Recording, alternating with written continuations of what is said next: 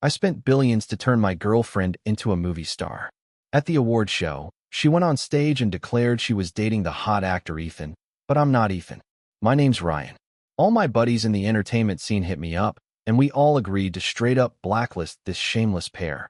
When Sophia showed up at the Golden Rose Awards, I had just wrapped a dinner with some top directors. During the meal, I locked in contracts for big blockbuster movies from each of them, one major project each, with the lead actress in every movie being Sophia, this year's Golden Rose Award winner. Yeah, that's her, Sophia on TV, Sophia in a white gown confidently walking to the stage. Everyone knows, 3 years back, I was just a regular student at film school. Now winning the Golden Rose, I've got a ton of people to thank. Sophia became the campus beauty the minute she walked into the academy, and I was her total simp boyfriend. On the surface, I was just a regular guy with some cash, looking after her and quietly supporting her as her boyfriend at school. But actually, I put billions into her career, even leveraging my family's connections to get her places in the industry. On TV, Sophia paused, her face lit up with a bright smile. First, I want to thank director Daniel. He wrote the script for Raging Tides just for me. Daniel's my best mate. The camera zoomed back to Sophia as she smiled and took the mic again. There's another person I must thank, and that's my boyfriend. I was grinning like a fool watching TV. I'm now announcing my relationship with Ethan. But the next second, Sophia looked at the audience with love. Ethan and I have been together for 2 years. He's helped me sharpen my acting skills. Many nights we've stayed up rehearsing. I love him just like I love the stars in the sky. The crowd went wild with applause, but I was shaking with rage. I'm not Ethan. My name's Ryan. At the same time, messages from the directors started flooding in. Director Smith, is the investment in the major productions still on? I replied uniformly. A man's word is his bond. Of course it still stands. But I immediately added, however, the female lead has to be changed. At the award ceremony, Sophia dragged Ethan on stage to flaunt their relationship. My blood boiled, and I called Sophia wanting some answers. Her voicemail said her phone was off. I was blocked. Then Sophia's agent Lily hit me up on WeChat. Mr. Ryan, Sophia's decided to break up with you. She's now a top movie queen, and you're not good enough for her. We're offering you $200,000 as compensation, but you'll need to sign an NDA first. Attached was the NDA document. $200,000? I looked at the message and couldn't help but laugh through my tears. After all the billions I poured into Sophia's career, they really think her ability to say lines like 1, 2, 3 for made her a movie queen? Think the judges are blind? Seeing no response from me, Lily sent another message. Sophia's now with Mr. Henry, so don't even try to cling to her. It's impossible. If you're smart, sign the agreement, and we can add a few more grand. But if not, don't blame us for blacklisting you and making it impossible for you to find work. Mr. Ryan, the job market isn't great. You wouldn't want to graduate and be unemployed, right? I lost interest in replying to Lily and turned off the TV. Meanwhile, Sophia and Ethan were already kissing on stage, spotlights everywhere, cameras flashing nonstop. Daniel suddenly stormed the stage and shoved Ethan aside. Director Sophia was confused, but Daniel slapped her across the face. Sophia stood there stunned. Daniel left with one comment. You don't deserve to be in my film. The venue exploded again. Sophia's public love confession was already headline news, but Daniel's slap caused a huge stir. The Golden Rose Awards, Best Director slaps the new movie queen, instant enemies. Tomorrow's headlines were set. I watched the scene at the awards and let out a long sigh of relief. Daniel, you really are my brother. Nice work. The next day, Daniel showed up at my place with a bottle of booze. Bro, sorry about my film. His face was red, clearly having not slept all night. Raging Tides was Daniel's masterpiece, the one he had poured his heart into for artistic perfection. When he found out I, a rich heir, had fallen for Sophia, he got inspired and decided to use me as the model for his story. In his mind, Raging Tides was a wedding gift to me. Now that gift's tainted, and it hurt him. I looked at his exhausted face and felt like comforting him. Don't worry, bro. We own the film rights. I'll get it taken down later. I'll fund you to shoot it again. This lit up Daniel's eyes. He grabbed my hand, saying sincerely, what's the budget? No limit. You can shoot however you want. You can even film on the moon. I joked. Then I'll have to add some big scenes. Daniel quickly shifted into creative mode, thinking about the remake. He looked up at me and asked, "Who's the female lead for the new version?" Hearing that, my smile froze. Yeah, who would be the female lead? My heart ached. For the past 3 years, I'd been just a humble simp for Sophia, the campus beauty. She didn't like me being close to other girls, so I cut them off. Now I couldn't think of a suitable female lead at all. Daniel realized he misspoke and was about to explain when I grabbed the bottle from his hand and poured us both 2 glasses. "Today we're just drinking. No other talk," I said, downing my glass in one go. Seeing this, Daniel did the same. Bang, bang. The door was knocked. I opened it to find Sophia standing there with the NDA in her hand. She wrinkled her nose at the smell of booze on me and gave a disdainful look. "You're ignoring Lily's messages and hiding at home, drinking?" She slammed the contract into my chest, snapping, "Pathetic. Breaking up with you was the best decision I ever made. Why are you here?" I frowned, no longer feeling the warmth I once had. The awards ceremony shattered my illusions of Sophia, and I decided never to reconcile. Sophia and I were just strangers now. "I'll leave as soon as you sign the contract," Sophia said coldly, her beautiful eyes now filled with icy indifference. "I'm not going to talk about us." "It's embarrassing," I said, tossing the contract on the ground. Sophia, hearing my words, suddenly exploded, pointing at me and shouting, "Embarrassing, Ryan? Did you drink your brain away? What's my status? I'm a rising movie queen, and you, a jobless bum who hasn't even found work yet. You must sign this contract today. Lily said you'd probably use my name to scam others, maybe even sell it for a high price. I can't afford to be humiliated like that." Sophia became more agitated, kicking the contract back at me. I was stunned. I never expected that my once gentle and elegant campus beauty would show such a vulgar side. What an eye-opener. And she said I'd sell it? I'm the eldest son of the Ryan family. Who could afford such a price? Are you going to sign or not? Sophia's voice grew more urgent as she pulled out a wad of $100 bills from her pocket and slapped them against my face. "If you sign, you get money. If you don't blame me for having someone chop off your hand. I'm a big shot in the entertainment industry now. You can't mess with me." I let the money fly around, then sneered as I picked up the contract from the ground. Sophia stood a meter away, arms crossed with a smug look as if to say, "You know what's good for you." In the next moment, I ripped the contract to pieces and threw them back in her face. "Get lost," I said calmly. Sophia looked at me in disbelief, her eyes filling with tears. She rushed at me, pushing me hard. I only staggered a bit, but didn't budge.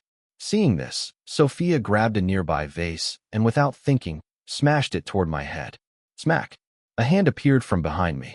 Daniel had heard the commotion and rushed in.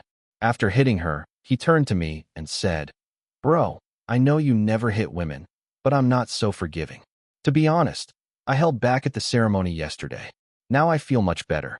I looked at Sophia lying on the ground, then at the shattered vase and shrugged indifferently. "I feel better too. Director Daniel, did you hit me again?" Sophia was on the ground covering her face, staring at Daniel in shock, her voice trembling. Daniel had been her benefactor. After all, it was his movie that had won her the award. Even though she had been slapped publicly yesterday, she didn't dare speak ill of Daniel to the media. Afterward, she could only vaguely suggest there might be a misunderstanding between her and director Daniel. "Yesterday's slap was because I regretted the movie I directed," Daniel said, his anger still simmering. "Today's slap was for my bro." Sophia looked at Daniel, then at me, her eyes filled with doubt. At that moment, Ethan appeared in the distance. He rushed over, first helping Sophia to her feet, then glaring at Daniel and me with hatred, shouting, "Director Daniel, you just directed a movie for Sophia. What gives you the right to bully her?" Daniel responded with a strange expression. "She attacked first. I was just acting in self-defense," he said. A smile crept onto my face as I added, "I can testify." Daniel was indeed defending himself. Ethan, hearing this, immediately stood up, clenching his fists. Then he looked at Daniel, who was tall and broad-shouldered, clearly not a match. Next, he glanced at me. I've been working out for years, and though I had a drink today, it was just one glass. Ethan unclenched his fists, muttering angrily, "I'll call the police. I have friends at the station. You just wait." Daniel and I exchanged a glance, noticing the amused smiles on each other's faces. Call the police? Did we break any laws? Not at all. Ethan has friends at the police station. Who doesn't? Anyway, you have an invitation from Director Charles for his new project? Ethan said, helping Sophia up. He gave me a sideways glance and added, he just won Best Director. But can he compare with Director Charles? Once you take Director Charles's film, you'll become even more famous. Director Daniel might even beg you to play the lead one day. Sophia regained her composure, her face returning to its usual arrogance. She walked up to me and sneered. Ryan, I don't know how you managed to get in touch with Director Daniel, but if you think that'll make me come back to you, I can only say you're too naive. I didn't respond. Sophia then turned to Daniel, picked up the broken vase shards from the ground, and cut a piece off her dress, saying, Director Daniel, you were the one who discovered me. But after repeatedly humiliating me, I'll never take another one of your films. From this day forward, Daniel burst out laughing like a pig. That's a relief.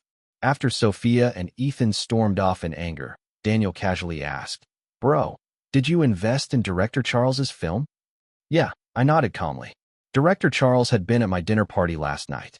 It's my contract.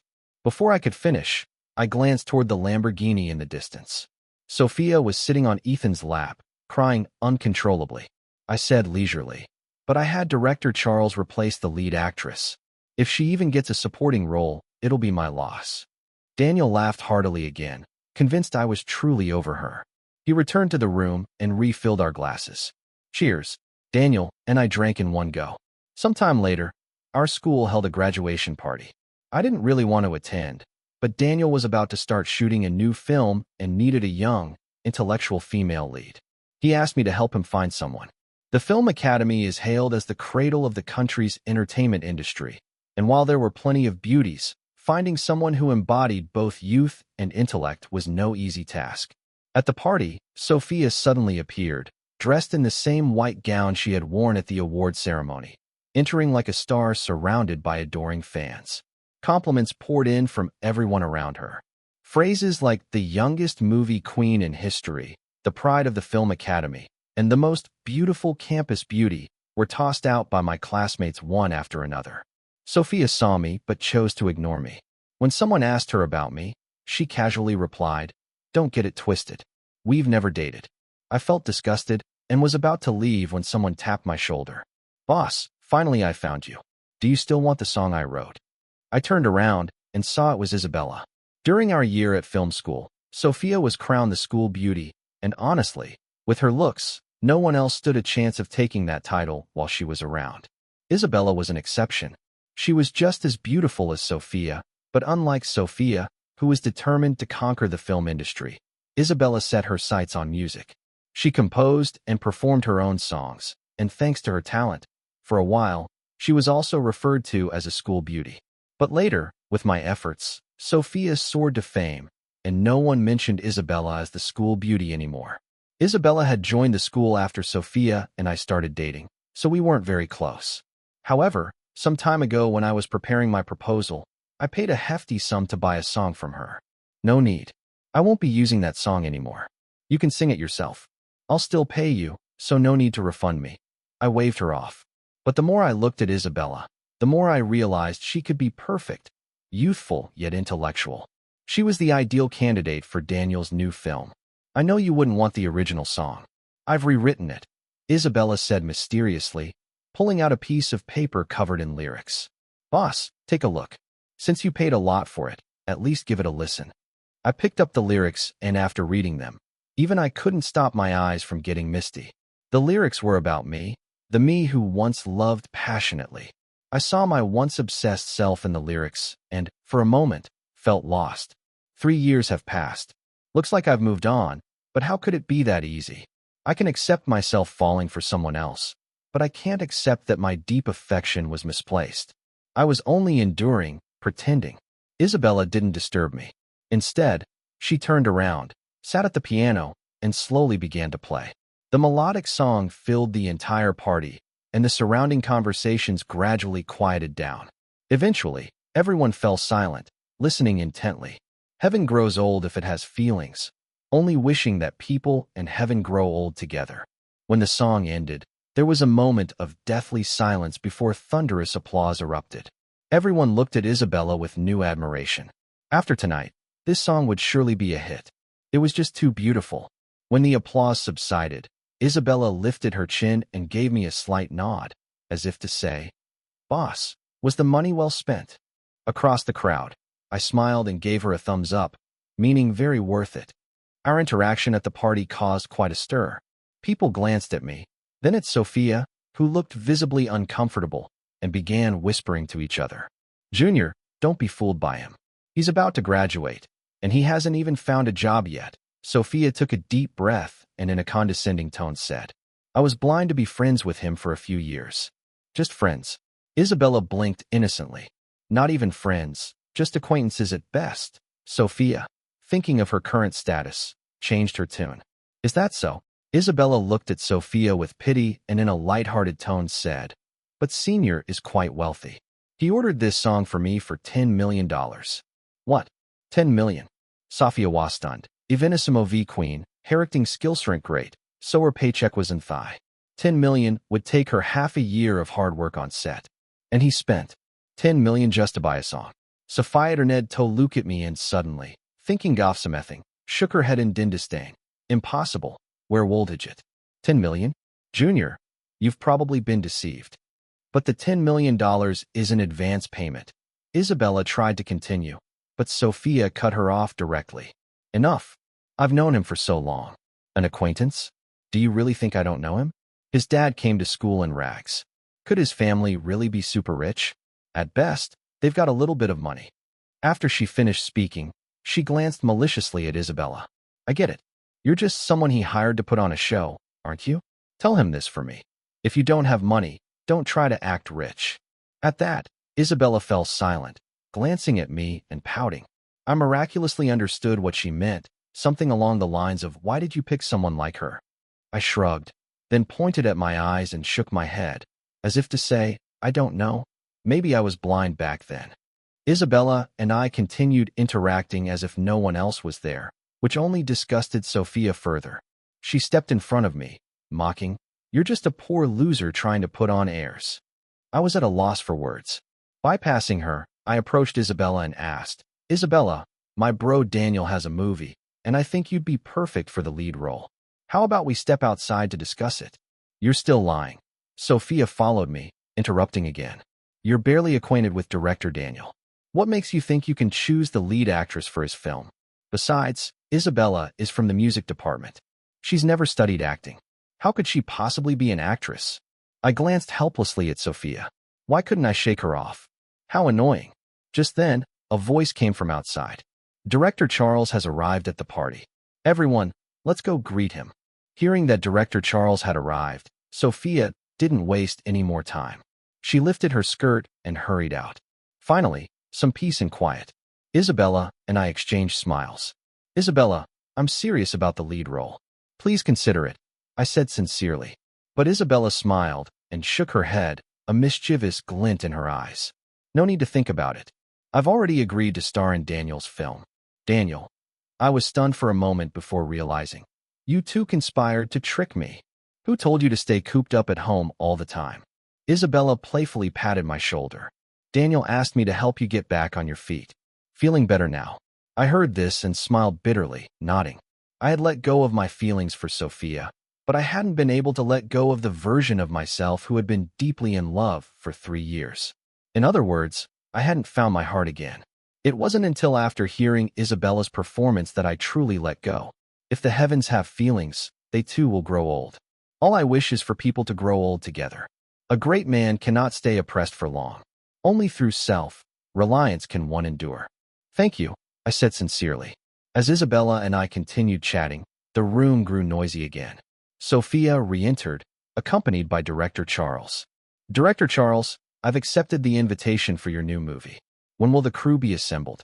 "I'd like to plan my schedule in advance," Sophia said with a big smile. Upon hearing this, the surrounding students were astonished. No wonder she had become a rising film queen so quickly. She had already been cast in Director Charles's new film.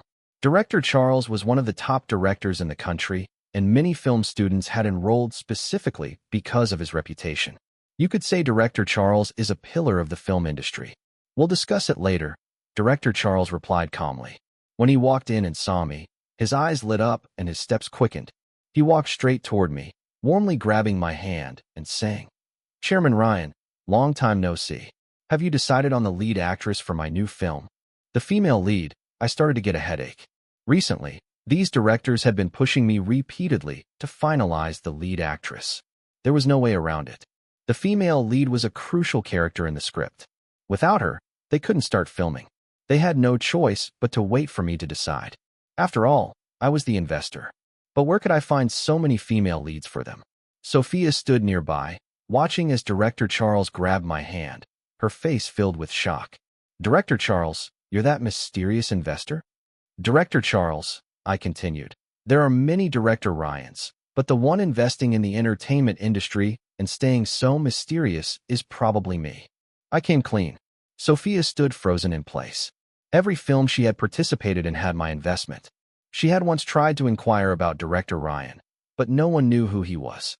At first, Sophia had suspected me, but after seeing my father come to visit me at school in plain worn clothes, she dismissed the thought.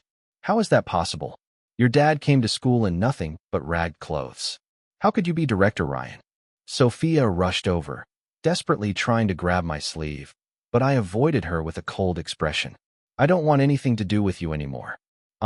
These young people nowadays can't even recognize Mr. Richard Ryan and look down on plain clothes. Those are traditional Chinese garments. Director Charles sighed and shook his head.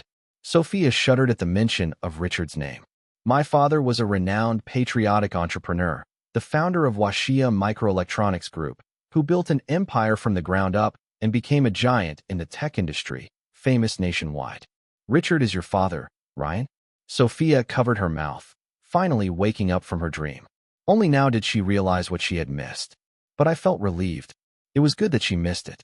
Otherwise, it would have been a disgrace to my family. With that thought, I nodded slightly and admitted, "Indeed, my father is Richard." After a brief pause, I calmly looked at Sophia. "And yes, he's the man you called poorly dressed." Sophia looked at me in despair, tears welling up in her eyes. I ignored her. Meanwhile, Director Charles was anxiously telling me that his new film was about to start filming, and I had to quickly decide on the lead actress. Frustrated, I grabbed Isabella, who was standing nearby, watching the scene unfold. "Director Charles, how about her?" The idea hit me suddenly. "This young lady?" Director Charles looked Isabella up and down, first nodding in satisfaction, then hesitating. "I'm just not sure about her acting skills. How about this, young lady? Show me a happy expression." Isabella pulled a long face. "Perfect. The female lead in the film is supposed to be quirky, just like that." "This is interesting." Director Charles nodded in satisfaction again. "This counts as passing." Isabella was surprised, then caught on. After seeing the expression on Director Charles's face, she said, "So, no matter if I cry or smile, I'd pass, right?" Smart and quick-witted, just like the female lead in the film. Director Charles laughed heartily and patted me on the shoulder. "Director Ryan is the investor, so it's up to him to decide the female lead." Isabella tried to run, but I grabbed her. "You're already in Daniel's film. How could you pass up the opportunity to work with Director Charles? I have faith in you. You'll be a star in both the film and music industries." Isabella was swayed by my words. "Actually, my schedule is pretty empty, and I've been honing my acting skills for a while. I'd love to join the crew. Even if I'm not the lead, I'll take a supporting role." Sophia approached, looking at me pitifully. "Ryan, for the sake of these past 3 years." I interrupted her immediately. "Don't bring up those 3 years. I consider them a waste on a dog." After that, I walked out with Director Charles and Isabella, leaving one last sentence before closing the door. "Forget being the lead. You're not even fit to be an extra." After the entertainment gala, the song Love, composed by Isabella, became a viral hit online, and everyone witnessed her talent. A rare genius in the music world was the public's take on her. While fans eagerly anticipated Isabella releasing an album, I arranged for her to be cast as the lead actress, not in one, but in many films. I handed her all the contracts. When directors asked if the female lead had been decided, I told them, "Yes, it's Isabella. She's a film student 1 year below me, and she's my junior." As for whether those directors could secure a schedule, I'd say, sorry, I'm just the investor. I don't handle that. There's plenty of money. Casting her, you'll have to sort out the scheduling yourself, bro. You're ruthless. When I visited Daniel on set, he pointed at Isabella, who was getting her makeup touched up, and smiled. Ryan, I have to fight for her schedule now. I couldn't help but laugh, seeing the bittersweet look on Isabella's face. That's what she gets for conspiring with you to trick me into going to the gala. Bro, don't hold a grudge. Let me tell you something. Daniel pulled me aside. I've spoken with people in the industry, and we've decided to blacklist those two scumbags. Blacklist? I muttered the word, waving my hand disinterestedly. Do as you like. I don't have any feelings left for her. After that, Sophia never appeared on screen again. It wasn't just her, Ethan did too. The once rising movie queen and the popular star vanished entirely from the public eye, and no one in the entertainment industry offered them any roles. Later, Sophia came to me, hoping I'd give her a break. I didn't even open the door. Soon after, the Golden Rose Awards quietly removed Sophia's award record, and the world forgot about her.